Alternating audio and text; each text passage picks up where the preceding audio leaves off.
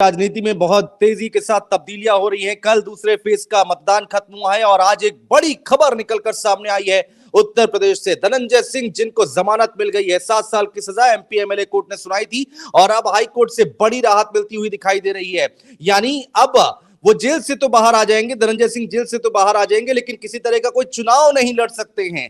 श्रीकला जो उनकी धर्मपत्नी है वो बीएसपी के टिकट पर चुनाव लड़ रही हैं। बाबू सिंह कुशवाहा समाजवादी पार्टी के टिकट पर चुनाव लड़ रहे हैं और वहीं दूसरी तरफ भारतीय जनता पार्टी की तरफ से महाराष्ट्र के पूर्व गृह मंत्री कृपाशंकर सिंह चुनावी मैदान में हैं। तो अब किस तरह का समीकरण बदलता दिखाई दे रहा है जौनपुर की राजनीति में, पूर्वांचल की राजनीति में और उत्तर प्रदेश की राजनीति में, ये समझने की हम कोशिश करेंगे। भरत भाई हमारे साथ मौजूद है, उनका विश्लेषण बहुत महत्वपूर्ण है और चंद्रकांत हमारे साथ मौजूद है। दोनों से एक एक करके हम बातचीत करेंगे और चंद्रकांत से शुरू करते हैं। चंद्रकांत, अभी क्या खबर आई है और किस तरह की अब आप पूरी तस्वीर दिखाई दे रही है?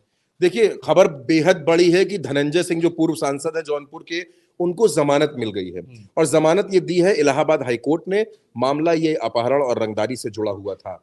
एमपीएमएल कोर्ट ने इनको सजा सुनाई थी, लेकिन यहाँ पर एक पॉइंट हाईकोर्ट की तरफ से इसमें यह है कि सजा पर रोक नहीं है, सजा बरकरार रहेगी। सजा के लिए धनंजय सिंह ने 2 याचिकाएं लगाई थी, एक जमानत के लिए और एक लगाई थी कि अपनी सजा के खिलाफ। जमानत तो उनको कोर्ट की तरफ से मिल गई अनुज जी, लेकिन सजा बरकरार है, सजा पर किसी तरीके की रोक नहीं है। यानी धनंजय सिंह चुनाव नहीं लड़ सकते, लेकिन क्योंकि उनकी पत्नी श्रीकला धनंजय सिंह बसपा के टिकट पर वहां चुनाव लड़ रही है, तो धनंजय सिंह उनको चुनाव लड़ा सकते हैं, उनके लिए प्रचार कर सकते हैं। इससे पहले हाईकोर्ट का यह फैसला तो अभी कुछ देर पहले 12 बजे के तकरीबन आया, लेकिन उससे पहले सुबह 7 बजे जौनपुर की जेल से धनंजय सिंह को एम्बुलेंस से बरेली की जेल में शिफ्ट किया जा रहा था। क्यों किया जा रहा था?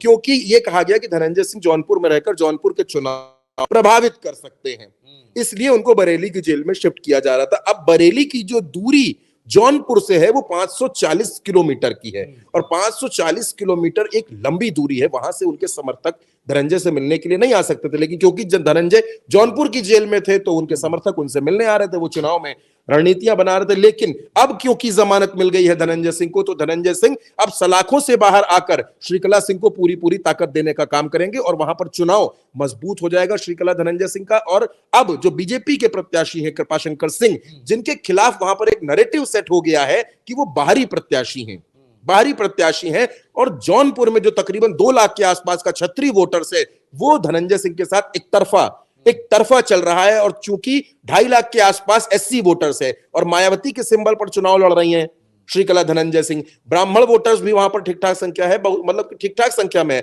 तो मायावती का जो कॉम्बिनेशन है दलित मुस्लिम और ब्राह्मण का, उसमें जब ठाकुर जुड़ जाता है तो श्रीकला मजबूत होती है। एक बात। दूसरी बात, जौनपुर की सीट पर 2009 में और 2019 में दोनों चुनावों में बहुजन समाज पार्टी की जीत हुई है। 2009 में धनंजय जीते हैं, 2019 में श्याम सिंह यादव जीते हैं।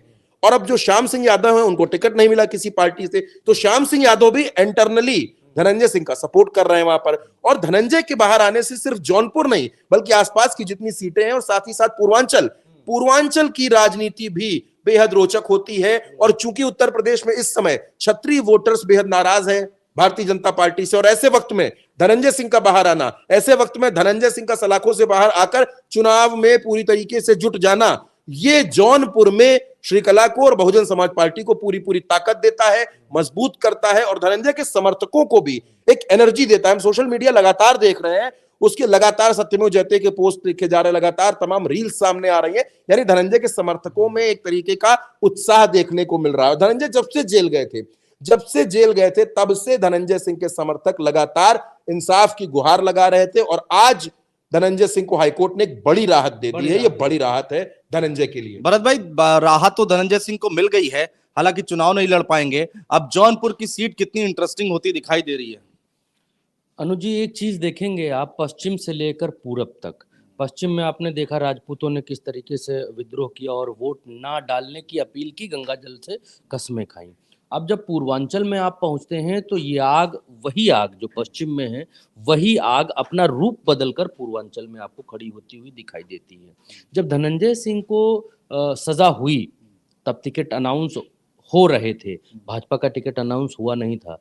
जब धनंजय सिंह को सजा हुई तो धनंजय सिंह को अगर सजा कोर्ट से नहीं होती और वो जेल नहीं जाते, तो मुझे ऐसा पर्सनली लगता है कि इस तरीके का माहौल जो आज की तारीख में धनंजय सिंह के लिए बना है और जो जौनपुर की जनता भावुक हुई, जो ठाकुर समाज वहां का भावुक हुआ, जो भावनात्मक लहर चली, जबकि कोई फिल्म रिलीज होती है, आपने देखा कि फिल्म रिलीज होने से पहले बड़े विवाद होते हैं, जो फिल्म बड़ा विवादों में रहती है वो खूब चलती है, लोग दौड़ दौड़ कर उसको देखने जाते हैं कि इसमें ऐसा क्या था इस फिल्म के अंदर। धनंजय सिंह को जौनपुर की जनता ने, ठाकुर ब्राह्मण वैश्य शूद्र वो अलग रख दीजिए जाति समीकरण, उसके अलावा धनंजय सिंह को लोगों ने, जौनपुर के लोगों ने धनंजय सिंह के भीतर एक रॉबिन हुड टाइप की इमेज लोग देखते हैं कि भैया हैं हमारे काम करा देंगे टाइप। तो एक तो उनके प्लस में जाता है उनका राजपूत होना, ठाकुर होना। दूसरा उनके प्लस में, जैसे चंद्रकांत ने बताया कि पिछली बार यादव उम्मीदवार ने जीत हासिल की थी, यहाँ पर अब तक 17 बार चुनाव हुए हैं जौनपुर के भीतर और 11 बार ठाकुर उम्मीदवार ने जीत हासिल की है। बड़ा 4 बार, बड़ा फैक्ट है ये। 4 बार यादव ने और 2 बार ब्राह्मण ने। तो आप देखिए कि, और इस बार लड़ाई इतनी इंटरेस्टिंग हो गई है कि भारतीय जनता पार्टी ने ठाकुर दिया है बंबई वाला, और बहन कुमारी मायावती जी जिन्होंने पिछली बार ये सीट जीती थी और एक यादव को खड़ा करके ये सीट जीती थी, उन्होंने इस बार चक्रव्यूह में कुछ ऐसा दांव चला है कि ठाकुर के सामने ठाकुर को खड़ा किया है, और ठाकुर के सामने, एक पैसे वाले ठाकुर के सामने एक भावनात्मक लहर वाले ठाकुर को खड़ा किया है, जिसके साथ जनता का समर्थन है, भावनात्मक संवेदनाएं लोगों की धनंजय सिंह के साथ है या उनकी पत्नी के साथ में है। और उनकी पत्नी ने उनके इस मुश्किल समय को कितने अच्छी तरीके से फॉरवर्ड किया है या कितने अच्छी तरीके से भुनाया है या कैरी किया है। आप देखिए कि जिस दिन से धनंजय सिंह जेल गए, बड़े परिप्रेक्ष्य में आप देखिए कि ये काम आम आदमी पार्टी कर रही है दिल्ली में।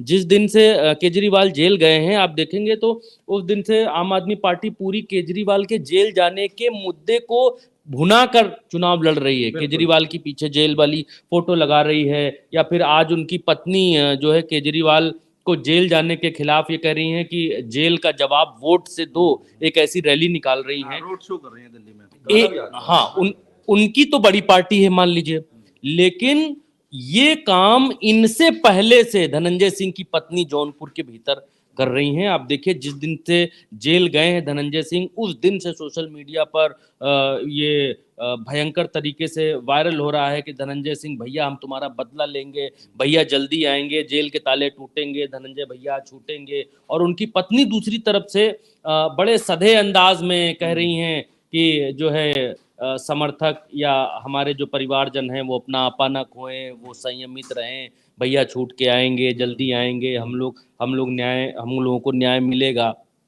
चलिए ये बात तो अलग हो गई, लोगों से जुड़ने वाली, जुड़ाव रखने वाली। लेकिन इसमें सबसे बड़ा, लोग कहते हैं कि जो, चलिए कोई आदमी है बड़ा मददगार है, पप्पू यादव उदाहरण ले लीजिए बिहार के, कि बड़े मददगार हैं लेकिन पब्लिक वोट नहीं देती है। वो आदमी जान पर खेलकर कभी बाढ़ में कूदा जा रहा है, कभी कोरोना में काम कर रहा है, लेकिन पब्लिक वोट नहीं दे रही। लेकिन धनंजय सिंह के साथ में आप ये देखिए कि वो अकेला सिंगल फॉर्मूला नहीं है। धनंजय सिंह के साथ में जाति वाला फॉर्मूला है। 15% ठाकुर मतदाता है यहाँ, 13%, 14% के आसपास ब्राह्मण है, 13% के आसपास, और यादव जो हैं सुहाई हैं, दलित वोटर। तो चंद्रकांत जी ने जो बताया वो बहुत बहुत बड़ा इक्वेशन, और मुझे तो लगता है कि ये जौनपुर की सीट के ऊपर आज की तारीख में चर्चा इस बात पर नहीं होनी चाहिए कि धनंजय सिंह की पत्नी जीत जाएंगी या अब उनकी विजय तय है। अब तो डिंपल यादव की सीट के तरह ही जौनपुर की सीट पर यह देखा जाना चाहिए कि लीड कितने की मिलती है, लीड कितने की मिलती है। आप देखिए कि इस सीट के ऊपर दलित मतदाता धनंजय सिंह की तरफ जाएगा बहन जी की वजह से। दलित के बजाय जो यादव मतदाता है उसका मैं पूरा नहीं मानता कि पूरा यादव मतदाता आएगा, क्योंकि वहां पर इंडिया की तरफ से भी प्रत्याशी खड़ा है, तो यादव मतदाता पूरा नहीं आएगा। लेकिन धनंजय सिंह के लिए यादवों का अलग तरीके का प्रेम है। अच्छा, ये वो वाला प्रेम है जो यादवों का प्रेम ब्रजभूषण शरण सिंह के लिए है। सेम जौनपुर की सीट के ऊपर भी है। हाँ, ये व्यक्तिगत मामला है। तो यादव पूरा चंक नहीं आएगा यादवों का, कुछ चंक इसमें से मिल सकता है। चलिए ये ठाकुर मतदाता जौनपुर में मुझे लगता है कि अगर कोई व्यक्तिगत लाभ या पैसे से प्रभावित होने वाला ठाकुर मतदाता है तो वो भले ही कृपाशंकर सिंह की तरफ जा सकता है, लेकिन जितना ठाकुर मतदाता या राजपूत समाज का मतदाता है जौनपुर का, और जो भावनात्मक लगाव रखने वाले लोग हैं, वो कभी भी धनंजय सिंह का साथ नहीं छोड़ेंगे। ठाकुर मतदाता की बात करें तो वो ठाकुर क्षत्रिय समाज नाराज हुए, उसका भी फैक्टर काम करेगा। हाँ, उसका फैक्टर, उसी पॉइंट पर आ रहा हूँ। और तीसरा जो मैंने आपको बताया कि पश्चिम से जो हवा उठी है और गुजरात और राजस्थान में जो हो रहा है भारतीय जनता पार्टी के पास, आप ये देखिए कि राजस्थान एकलौता ऐसा राज्य है जहां पर डंके की चोट पर गोदी मीडिया 25 की 25 सीटें इस बार भी जिता रहा था राजस्थान में। लेकिन आज की तारीख का सर्वे ये है, आज की तारीख का सत्य ये है कि कम से कम 8 से 9 सीटों पर, 8 से 9, ये तो मैं कम बता रहा हूँ, 8 से 9 सीटों पर भारतीय जनता पार्टी को राजस्थान के भीतर डेंट लग रहा है। और सिर्फ राजपूत समाज की वजह से लग रहा है, क्योंकि राजपूत समाज ने अपना दिल जिगर जान गुर्दा सब भारतीय जनता पार्टी को समर्पित कर दिया। मैं कल एक समारोह में गया था, वहां बातचीत हो रही थी, तो उन लोगों ने कहा कि हम तो जब भारतीय जनता पार्टी, आप यूँ मान लो कि हम कब से भारतीय जनता पार्टी को वोट दे रहे हैं, जब से बनी नहीं रही होगी तब से दे रहे हैं, जब से जनसंघ टाइप की जनसंघ हुआ करता था तब से हम दे रहे हैं, और हम लोग कहीं और जाने वाले लोग नहीं हैं। हम तो वहीं देते हैं, चाहे गधा खड़ा हो जाए, चाहे घोड़ा खड़ा हो जाए, चाहे मोदी आए, चाहे शाह आए, चाहे अटल आए, चाहे अडवाणी आए, हमको देना वही है तो हम देते वही हैं। हमने कभी सोचा ही नहीं कि हमको अपना वोट जो है अब की बार चेंज करके इधर देखते हैं या उधर देखते हैं। मन में भले गुस्सा आता है, लेकिन जब ईवीएम तक जाते हैं तब वहां लगता है कि हर बार देत हैं, दादा देत हैं, परदादा देत हैं। तो ये हाँ, एक अब अभी श्रीकला भी कुछ कह रही हैं, भरत भाई जरा उनको भी सुन लेते हैं, बहुत महत्वपूर्ण है उनको सुनना। उनकी प्रेस कॉन्फ्रेंस हो रही है और वो देखिए सुनते हैं कि क्या कह रही हैं, सुनिए।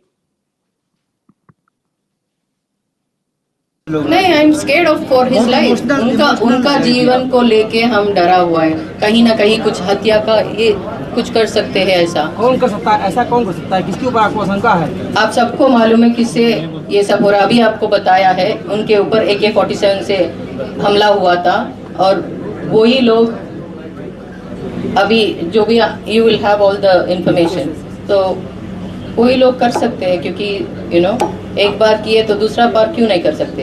हमारे ऊपर भी कर सकते वो लोग, कितना फ्रस्ट्रेटेड है, और उनको मालूम है कि हमारा इलेक्शन बहुत अच्छा चल रहा है, दिन ब दिन बहुत अच्छा चल रहा है, और सब लोगों का इतना सीनियर लोग हैं, और बहुत यूथ 100% मेरे साथ है। सब जितना भी यूथ अब बात कर लीजिए हमारे साथ है, और हर वर्ग लोग हमको आशीर्वाद दे रहे हैं। तो कहीं ना कहीं आपको डिफीट करने के लिए इस तरह की साजिश की चीजें रही है क्या?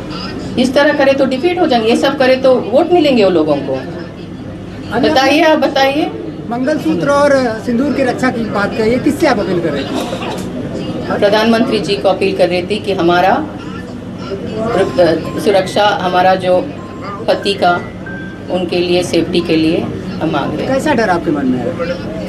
पता नहीं, हम बताए अभी जो भी। चुनाव आयोग है, न्याय व्यवस्था है, ठीक, तो उन पर भरोसा नहीं रह गया क्या? बताए, देखिए, आई एम अ वाइफ, एक वुमेन है, डर अपने आप अंदर से होते हैं। बोलने के लिए ये सब चीज़ अच्छा रहता है, बट जो डर अंदर रहता है पति को लेके, I am emotional about that. So I hope आप लोग न्यायालय पर विश्वास था तभी तो आज क्या पल पल की अपडेट मिल रही है आपको? कहाँ काफिला पहुंचा है, कैसे जा रहे हैं? अपडेट तो आपको मिल रही है वहाँ से? वो उसके ऊपर हमको कोई वो प्रॉब्लम नहीं है, बट शायद सब ठीक होगा। बस I am too tense today. Print media भी मौका दी।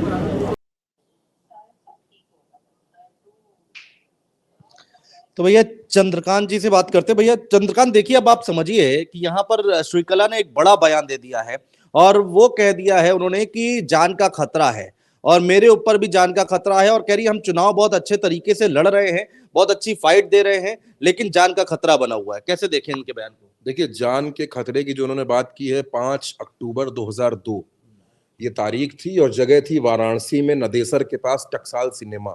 यहाँ पर धनंजय सिंह पर ताबड़तोड़ गोलियां चली थी। धनंजय सिंह उस समय निर्दलीय विधायक थे, विधानसभा से रारी के विधायक थे, और ताबड़तोड़ गोलियां चली थी।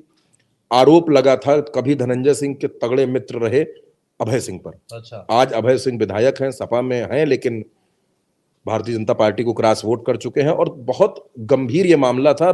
कई राउंड इसमें फायरिंग हुई थी, AK-47 चली थी इस हमले में। उसी का जिक्र कर रही है उसी श्रीकला। का जिक्र वो कर रही हैं और उन्होंने एक बात उन्होंने कही, हालांकि खुल के नहीं कही, मैं उसको खुल के बता रहा हूं कि क्योंकि अभय सिंह ने क्रॉस वोटिंग की, उसके बाद अभय सिंह की पत्नी सरिता सिंह जो 2005 में ब्लॉक प्रमुख बनी थी, वो अभी 4 दिन पहले भाजपा में शामिल हो गई हैं, सरिता सिंह।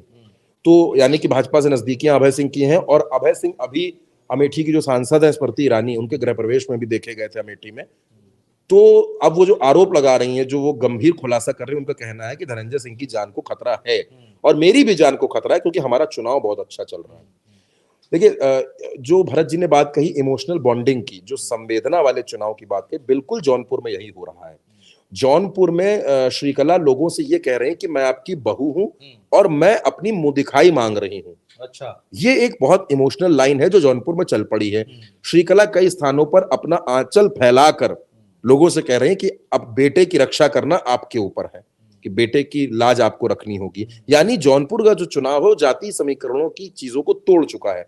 भरत जी ने सारी समीकरण बताया, दलितों का, यादवों का, ठाकुरों का। मैं आपको ब्राह्मणों का वहां पर एक रोचक फैक्टर बताता हूँ। वहां पर एक कार्यक्रम में धनंजय सिंह पहुंचे हुए थे, क्योंकि धनंजय सिंह की छवि रॉबिन हुड की भी है और बाहुबली की भी है पूरे जौनपुर और पूर्वांचल में।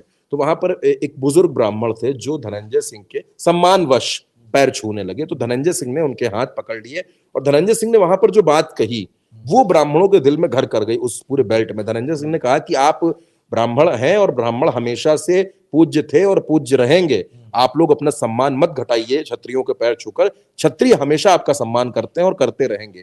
तो ये जो लाइन थी, इसने ब्राह्मणों को काफी इमोशनली कनेक्ट कर दिया धनंजय सिंह से। और क्योंकि मायावती के साथ ब्राह्मण रहा है, 2007 में सरकार बनी है, तो ब्राह्मण धनंजय सिंह को बेहद पसंद करता है जौनपुर में। जितनी जातियां जौनपुर में हैं, मैं कह रहा हूं, मैंने आप एक फैक्टर और बताता हूं, जैसे निषाद और मल्लाह जो वहां की कम्युनिटी है, धनंजय सिंह को फरारी कटवाने में बड़ी मदद की निषाद लोगों ने। नाव में धनंजय सिंह, हमने उल्टा चश्मा पर अपने जो सहयोगी चैनल है उस पर पूरी कहानी बयां की थी कि किस तरीके से निषाद समाज के लोग धनंजय के साथ रहते हैं, किस तरीके से उनकी मदद करते हैं। धनंजय सिंह जौनपुर की राजनीति में सारे जातीय समीकरणों को तोड़ते हैं। आप धनंजय सिंह को देखेंगे तो तमाम जो युवा वहां पर है वो धनंजय सिंह की फोटो वाली टी-शर्ट पहनकर घूमते हैं, जिसमें लिखा होता है कि हाँ मैं भी धनंजय हूं।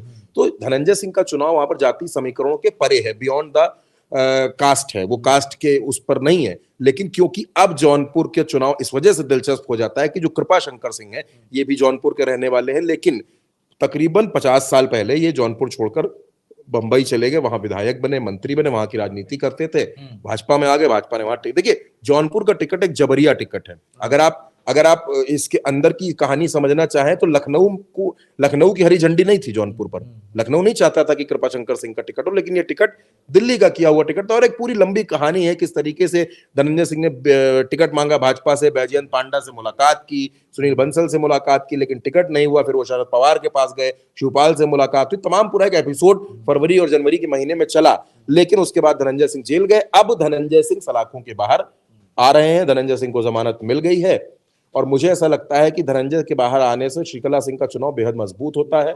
और श्रीकला सिंह, क्योंकि देखिए श्रीकला सिंह एक दक्षिण से आती हैं, दक्षिण के परिवार की बेटी हैं, मजबूत राजनीतिक घराना वो भी है। धनंजय के जो ससुर थे वो विधायक रहे, धनंजय की सास यानी श्रीकला की माँ सरपंच रही। तो श्रीकला ने राजनीति को अपने घर के आंगन में देखा है। श्रीकला अब हिंदी बोलने की भी कोशिश कर रही हैं, बहुत अच्छी उनकी अंग्रेजी है, लेकिन वो हिंदी बोलने की भी कोशिश कर रही है। और दूसरा, पिछले 3 साल में अनुज जी, पिछले 3 साल में जब से श्रीकला जौनपुर की जिला पंचायत अध्यक्ष बनी, निर्विरोध, भारतीय जनता पार्टी की सरकार होने के बावजूद निर्विरोध जिला पंचायत अध्यक्ष बनी और उन्होंने काफी विकास के वहां पर काम किए हैं। जौनपुर में काफी काम चल रहा है, तो उसका फायदा भी उनको मिल रहा है, जातीय समीकरणों का भी फायदा मिल रहा है। और एक जो इंपॉर्टेंट पार्ट है, श्याम सिंह यादव, जो यादव वोटर्स का जिक्र भरत जी भी कर रहे थे, श्याम सिंह यादव पिछली बार वहां सांसद रहे थे, लेकिन इस बार की जो खबरें हैं उसके मुताबिक श्याम सिंह यादव इंटरनली श्रीकला का सपोर्ट कर रहे हैं, उनकी मदद कर रहे हैं, तो उसका भी फायदा उनको मिलेगा। और श्रीकला, आप इस समय अगर नोटिस करेंगे सोशल मीडिया को, तो सोशल मीडिया पे सबसे अटैकिंग चुनाव अगर कोई लड़ रहा है, सबसे ज्यादा क्रिएटिव और इनोवेटिव आइडियाज के साथ अगर कोई लड़ रहा है, क्योंकि हम और आप जानते हैं, इस बात को मानने में कोई गुरेज नहीं होना चाहिए कि आज का चुनाव जितना सड़क पर है उतना सोशल मीडिया पर भी है। ठीक है, तो वो रेशियो 60-40 का हो सकता है, लेकिन है। तो श्रीकला की और धनंजय की सोशल मीडिया जो टीम है वो भी काफी वहां पर मजबूत है। उनके जो मीडिया प्रभारी हैं अशोक सिंह, उन्होंने भी आज एक बयान दिया कि भाजपा हमसे हड़बड़ाई हुई है, इस वजह से इस तरीके की चीजें हो रही हैं। नहीं, तो आप ये देखिए ना कि धनंजय सिंह की जो पत्नी है उनका दिमाग देखिए ना, अभी भी उनकी जो बाइट अभी अनुज जी ने सुनवाई उसमें भी वो अंग्रेजी बोल रही हैं। ऐसा नहीं है कि आप जोड़ दीजिए कि धनंजय सिंह बाहुबली हैं तो उनकी पत्नी भी वैसी ही होंगी, बंदूक लेके चलती होंगी। यहाँ पर तो बिल्कुल उल्टा है। यहाँ पर श्रीकला बहुत फास्ट फॉरवर्ड लेडी हैं और उद्योग घराने से संबंध रखती हैं, बहुत पढ़ी लिखी हैं, शादी तक विदेश में उन्होंने की है। और कोई और मेरे ख्याल से अगर होता तो उसके बारे में गोदी मीडिया और इस देश की मीडिया बहुत बड़ी बड़ी जो है कहानियां बनाता कि भाई फलाने जो है मगरमच्छ पकड़ लाते थे तालाब में कूद कर। तो धनंजय सिंह की पत्नी कम पढ़ी लिखी या फिर राजनीति में कम अनुभवी हो, ऐसा बिल्कुल नहीं है। धनंजय सिंह के ऊपर भले कोई छाप ठप्पा लगा हो कि धनंजय सिंह बाहुबली है, और राजनीति में उत्तर प्रदेश में आप ये देखिए, और सिर्फ उत्तर प्रदेश में नहीं पूरे देश की राजनीति में, कि जब तक प्रत्याशी के साथ में धनबल बाहुबल नहीं होता है तब तक राजनीति में आदमी सर्वाइव ही नहीं कर पाता है। सीधे से सीधा सूखे से सूखे व्यक्ति को आप राजनीति में ले आइए और सांसद बन जाए, 2 साल बाद 3 साल बाद देखिए चश्मा लगाकर डॉन की तरह वो भी घूमने लगता है, उसको भी। तो बिना बाहुबल के और धनबल के राजनीति में सर्वाइवल आज की तारीख में मुश्किल ही नहीं है। और ये सब सारी चीजें धनंजय सिंह के पास पहले से हैं। एक तरफ ब्यूटी विद ब्रेन है, दूसरी तरफ ताकत है, तीसरी तरफ धनबल है, तो सारा कुछ है। और चौथी तरफ आप देखेंगे तो वो इक्वेशन है, सामाजिक इक्वेशन है, जो किसी व्यक्ति को चुनाव जिताने के लिए। भाई आपको नहीं लगता कि मायावती ने जो फैसला लिया वो आगे के लिए बहुत, आज जब धनंजय बाहर आ रहे हैं तो वो जो फैसला था, जो प्लानिंग थी, वो आज कारगर साबित हो रही है? देखिए, मैं एक बात बहुत अच्छी तरीके से मानता हूं कि अगर धनंजय सिंह की पत्नी किसी और पार्टी के टिकट पर आज लड़ रही होती तो मुझे एक बार की डाउट हो सकता था कि शायद मैं आपसे ये बात कहता कि कांटे की टक्कर है, फाइट है, अच्छा लड़ रही हैं, क्योंकि जब डाउट है तो फिर डाउट है। लेकिन आज की तारीख में मैं आपसे ये कह रहा हूं कि मार्जिन कितना हो सकता है जीत का।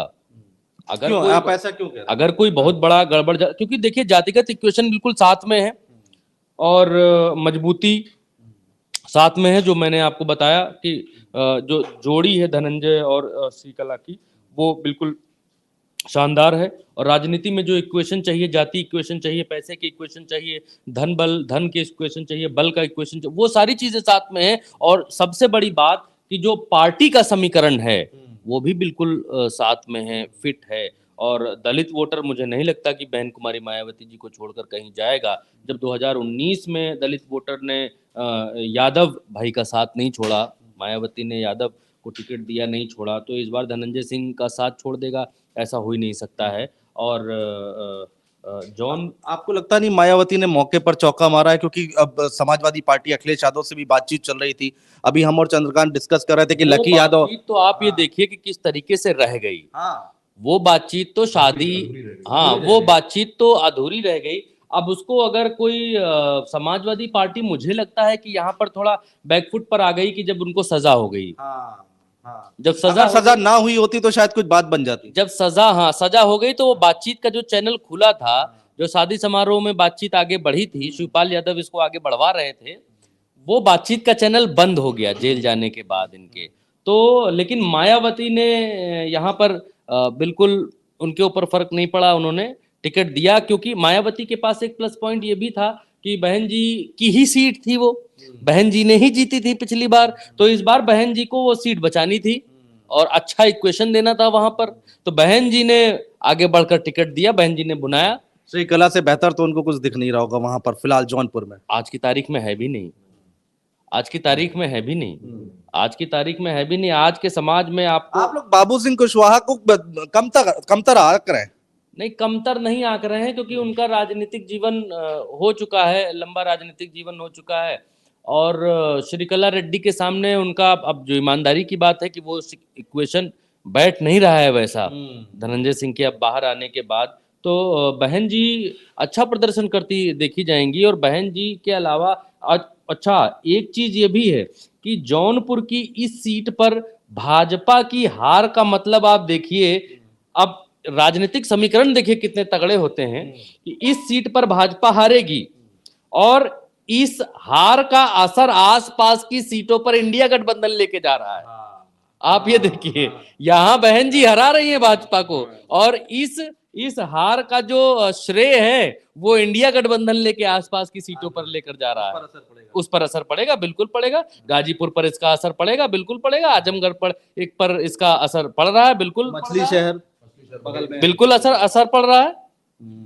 तो ये भी लोगों के भीतर देखा जा रहा है कि देखिए भारतीय जनता पार्टी का क्या था कि मोदी जी की वजह से ये कहा जा रहा था कि मोदी जी बनारस में हैं तो बनारस के आसपास की, गाजीपुर की, फलाने की, ढिमकाने की, ये सब सारी सीटें ले आएंगे।